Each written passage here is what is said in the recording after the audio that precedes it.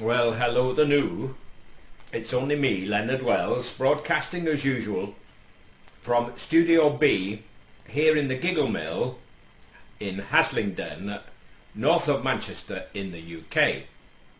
As you know, Studio B and the Gigglemill are state of the art. We invented IMAX, and as you can see, this is where it all began. So, Harry Potter, eat your heart out.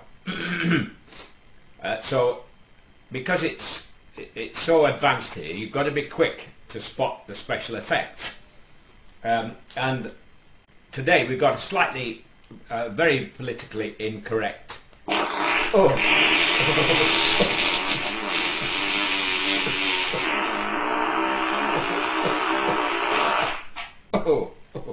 Oh, it's these, that'd be 7 o'clock. It's these oats, you know. They keep you as regular as a clock. Well, in this little story, it concerns a section of the German Autobahn between Stuttgart and Berchtesgaden in Bavaria, which is in Germany, you know. And the chief of the motorway Autobahn police, highway for Americans, and freeway or Route Nationale or whatever, any, you name it, it's, well, you know.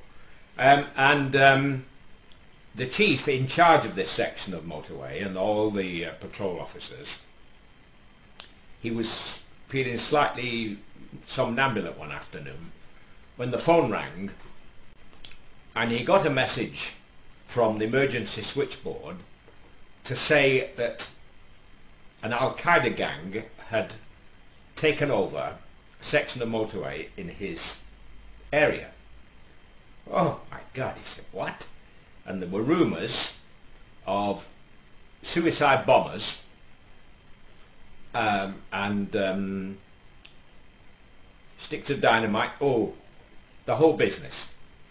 So he immediately sees himself promoted to Chief Constable, if not actually Minister of the Interior or Home Secretary or even President.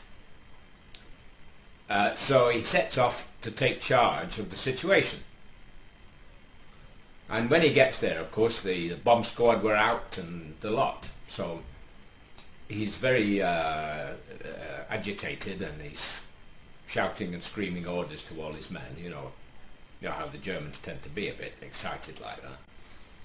And eventually, after a long period of time, nothing was happening. But so he went down to the scene where it all was supposed to have begun, and he crept along, keeping his head down, and he said to the officer that at that point was in charge, he said, "Can you tell me what the situation is now?"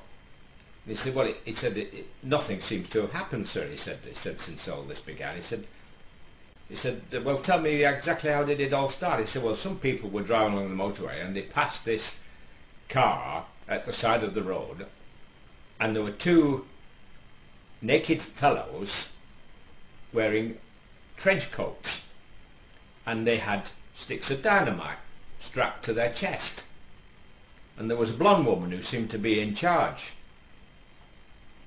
So the chief constable or the officer in charge thought to himself, well, he said, seems a bit weird. He said, "You've not heard anything from these people?"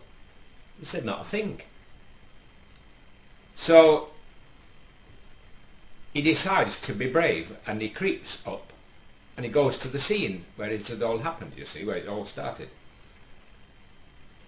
And what he discovered astonished him, and as soon as he discovered it, he realised that his prospects of promotion had gone flying out the window, because what he found was absolutely unbelievable, actually. It seems a very tall blonde who hadn't been motoring for long had broken down at the side of the Autobahn, and behind the car, maybe about 100 metres behind the car, she had stood two cardboard cutouts of men who were naked, and draped over the shoulders of these two cardboard cutouts were raincoats.